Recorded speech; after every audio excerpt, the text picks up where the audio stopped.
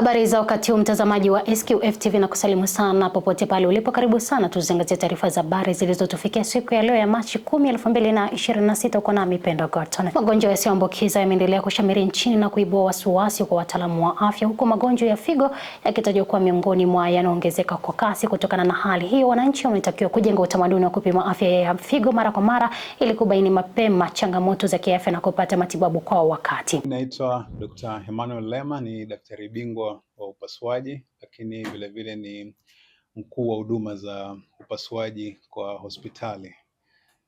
Tunapenda kuwaarifu wananchi kwamba tutakuwa tuna kambi hapa ambayo imeanza jana na itafika mpaka siku ya Ijumaa, na kambi hii itakuwa na wataalam ambao wamekuja hususani kwa ajili ya magonjwa ya mfumo wa mkojo, lakini vile vile kutakuwa na wataalam wa mambo ya figo, lakini vile vile kuna wataalam kwa ajili ya mishipa ya damu. Katika kambi hii tunategemea kuona wagonjwa wengi kwa sababu tunafahamu sasa hivi trendi ya magonjwa imebadilika. Magonjwa mengi ni yale magonjwa ambayo sio ya kuambukiza, na kati ya magonjwa hayo kuna haya magonjwa pia ya figo kwa wagonjwa wengi ambao wana haya matatizo. Kwa hiyo kuna huduma moja ambayo sio kila sehemu ambayo inapatikana, huduma ile ya kutengeneza njia kwa ajili ya kusafisha damu, inamaanisha kuweka zile fistula, itafanyika. Kwa hiyo wagonjwa wataona na upasuaji utafanyika na hizo njia zitawekwa fistula. Kwa hiyo tunapenda kuwaarifu wananchi wote, kwa wale ambao wanahitaji hiyo huduma waweze kufika kwa wiki hii, wataonwa na huduma hiyo itafanyika. Mimi Siendo Rugakingira ni daktari mbobezi katika mfumo wa mkojo. Iweko wazi kwa sala magonjwa ingawa tunadina wanaume, lakini kwa magonjwa kama figo ni watu wote, mawe ni watu wote wanapata, hasa watu ambao ni maji na watu ambao wana maisha bwete, watoto pia. Nadhani hata jana pia tuweza kuhudumia kuona watoto kadhaa ambao wana shida ya korodani kutoshuka chini, ambao wana shida ya njia mkojo imekaa vibaya, haiko katika njia yake ya kawaida. Ni timu nzima ipo na kwa mashirikiano yataendelea, lakini tungeomba wakati huu watu wafike tuongee. Huwa nawaambia kwenye upande wa wanaume kwamba ni wakati mzuri sasa hivi kuongeza furaha katika nyumbani. Uje hata kama una maswali mawili matatu tuweza tukakaa tukaongea, kwa sababu pia watu wamekuwa na divisheni mbalimbali tofauti kuhusu mambo ya nguvu za kiume. Kwa hiyo tutaongea na utajikuta na tabasamu langu hili na mwenzangu na wengine, na tutaongea vizuri. Kwa hiyo tusiogope. Kwa majina naitwa Dr. Frida Mo, natokea taasisi ya moyo ya Jakaya Kikwete. Magonjwa ya figo yamekuwa ni magonjwa yanayoongezeka kwa kasi kutokana na kubadilika kwa mfumo wa maisha, na magonjwa haya zaidi ya 80% yanatokana na magonjwa yasiyoambukiza ambao ni ugonjwa wa kisukari pamoja na shinikizo la damu. Ugonjwa huu mara nyingi unaweza ukatokea tu kwa ghafla, na ukipatiwa matibabu ya haraka basi ile figo inaweza kurudi kufanya kazi yake katika hali ya kawaida. Katika kuadhimisha siku ya figo duniani ya mwaka 2026 ambayo inasema afya ya figo kwa wote, kuwajali watu pamoja na sayari yetu, taasisi ya moyo ya Jakaya Kikwete imeandaa kambi maalum ya kupima magonjwa ya figo.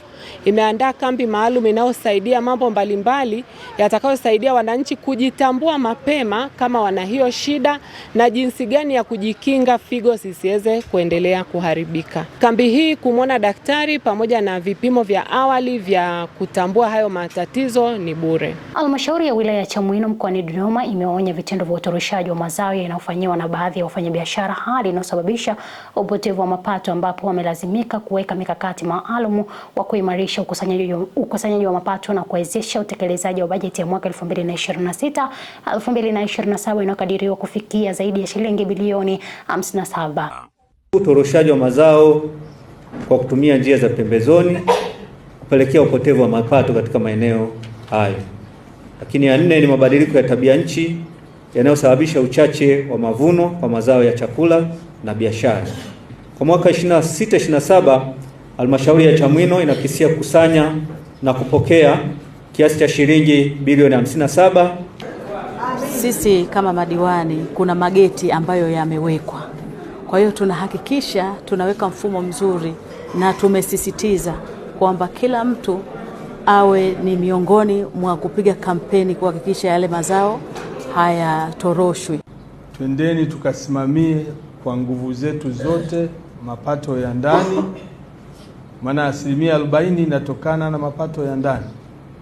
Kwa hiyo kila diwani kwenye vyanzo vya mapato kwenye kata yake, kaa kwenye ODC, hakikisha mapato hayo hayatoroki. Bajeti haiwezi kutekelezwa bila mapato. Kwa hiyo ni rai yetu pia kama mkoa, waheshimiwa madiwani wanapoenda kwenye kata zao, basi wahakikishe wanafanya usimamizi kamilifu kwa ajili malengo ya halmashauri ya kufikisha hii bajeti yaweze kufikiwa. Tumeona kuna kupanda kwa mapato ya ndani, lakini sasa leo tunazungumzia bilioni 5.4 ambazo ni mapato ya ndani. Yote hii ni kuona namna ambavyo tunaweza kwenda kuboresha ukusanyaji wetu wa mapato na kuboresha utoaji wa huduma kwa wananchi. Kwa mwaka wa fedha ujao, TARURA imepanga kutumia bilioni 4.533 ikiwa ni kwa ajili ya matengenezo ya barabara pamoja na madaraja. Mvua zinazoendelea kunyesha mkoani Mtwara na kufanya mto Mambi kufurika zimesababisha mtoto Nasiri Hamis mwenye umri wa miaka 14 wa kijiji cha Ndumbwe, halmashauri ya wilaya ya Mtwara, kuzolewa na mafuriko ya mto huo, huku akielezwa hilo ni tukio la 3 la mtoto kuzolewa na mafuriko ya mto huo katika kipindi cha miaka 2 iliyopita. Kwa hiyo leo tumeamka na hali ya jitihada zetu tunaendelea nazo kadiri ya hali, lakini jitihada zinaonyesha hali ya kugonga mwamba, kwa sababu hali ambayo tukio tokea limetokea mpaka kufikia siku ya jana na kufikia siku ya leo, maji bado yanaendelea kuja zaidi na zaidi. Tukio lilikotokea na huku tunakotafuta ni mbali mno, kwa sababu lilikotokea tukio tokea siku ya tukio jitihada zimeanza kufanyika huko mpaka siku ya pili ya jana zimefanyika huko, na wenzetu wa Jeshi la Zimamoto na Uokoaji jitihada zilifanyika sana huko. Waziri wa mambo ya ndani ya nchi Patrobas Katambe amesema serikali ya awamu ya 6 chini ya Rais Daktari Samia Suluhu Hassan inaendelea kuboresha vyombo vya usalama nchini kwa kuimarisha ofisi, makazi ya watumishi, vifaa vya kazi, maslahi, mikakati na mafunzo ili kuongeza ufanisi wa kuviwezesha na kujitegemea. Katambe amesema hayo wakati alipokagua mradi wa ujenzi wa gereza la Msalato jijini Dodoma. Ameeleza kuwa serikali itaendelea kuimarisha mazingira ya kazi na kwa vyombo vya usalama ili viweze kutekeleza majukumu yao kwa ufanisi zaidi. Ni hatua kubwa ambayo kweli tunabudi kumshukuru sana Mheshimiwa Rais, kwa sababu ameanza kuangazia kwa kasi kubwa sana kwenye maeneo ya maboresho ya askari kwenye maeneo mbalimbali. Moja, maslahi ya askari.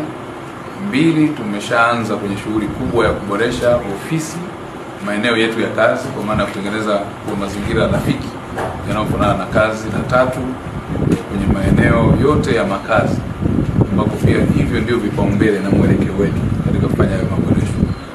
Na 3, kuhakikisha kwamba sasa hata kwenye maeneo mengine maendeleo ya rasilimali watu tulio nayo, askari wetu wa magereza na vyombo vingine vya ulinzi na usalama vyo chini ya Wizara ya Mambo ya Ndani, tunazingatia pia na tunahamasisha utaratibu uliopo kwa mujibu wa sheria na taratibu ya kuhamasisha watu wetu kujiendeleza kielimu.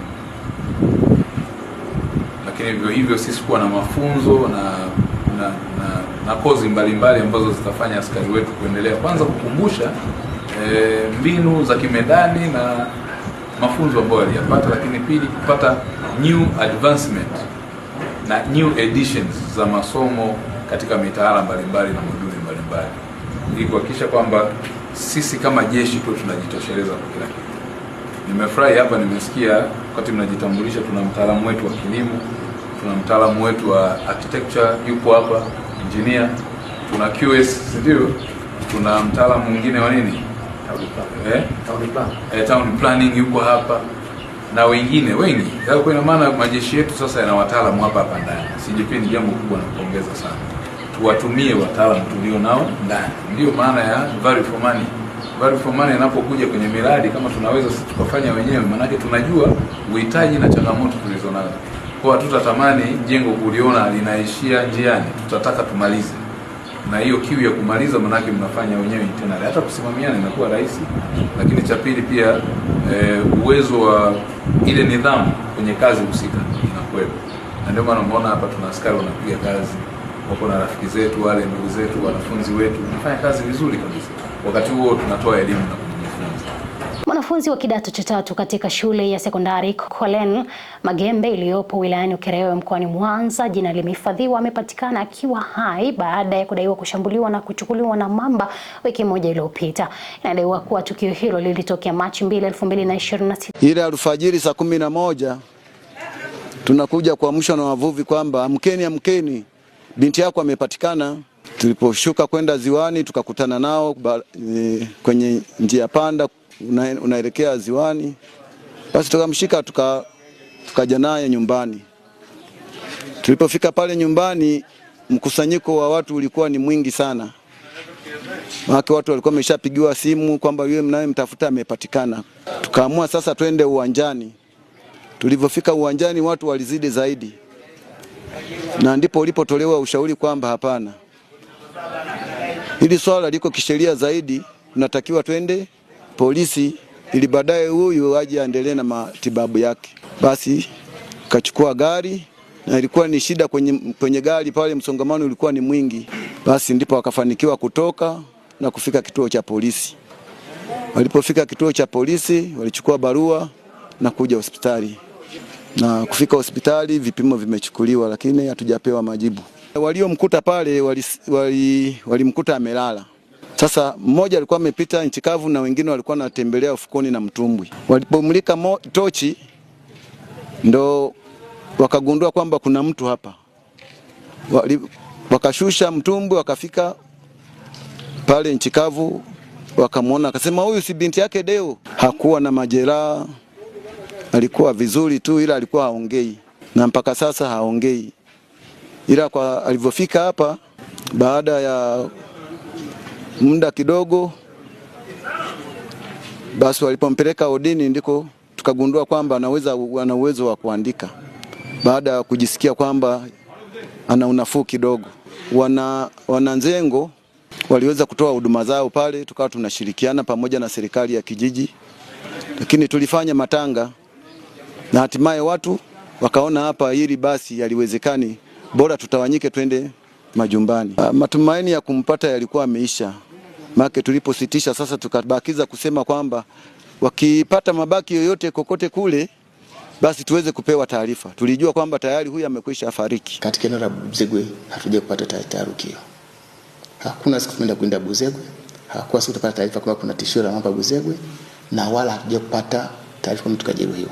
Hata hivi nilipopata taarifa kwamba Buzegwe imetokea nilishangaa, na nilifika pale nikamwambia kwa muda wote ambao nimefanya kazi hapa sijawahi kupata taarifa ya mamba, changamoto ya mamba Buzegwe. Kukamatwa na kiboko mpaka tuthibitishe kwamba kiboko kamkamata.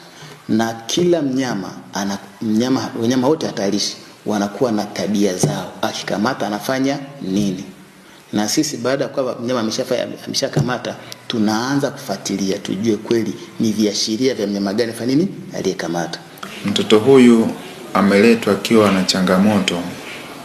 Kwa mjibu wa maelezo ya ndugu alikuwa naye kwamba mtoto huyu inasemekana alikuwa ameshambuliwa na mamba. Lakini sikuwepo nyumbani. Tulipopokea sisi mtoto tulimfanyia uchunguzi. Baada ya uchunguzi tuliofanya ilibainika kwamba mtoto hakuwa na majeraha yoyote kwenye mwili yanayoashiria kwamba alikuwa ameshambuliwa na mamba. Na mtazamaji, taarifa hiyo ndio inatutamatishia taarifa za habari siku ya leo. Kwa niaba ya timu nzima iliyoshiriki kuandaa habari hizi siku ya leo, nazidi kukukumbusha huduma ya ambulance inapatikana kupitia SQF kupitia 0800750392, pia namba hizo bure kabisa, na huduma hiyo itakufikia popote pale ambapo utakuwepo. Tarehe 23 mpaka tarehe 27 Machi, kambi ya upasuaji ambao utafanyika bure pale katika hospitali ya Manispaa ya Kahama. Ulikopo na Mipendo Gorton, bye kwa sasa.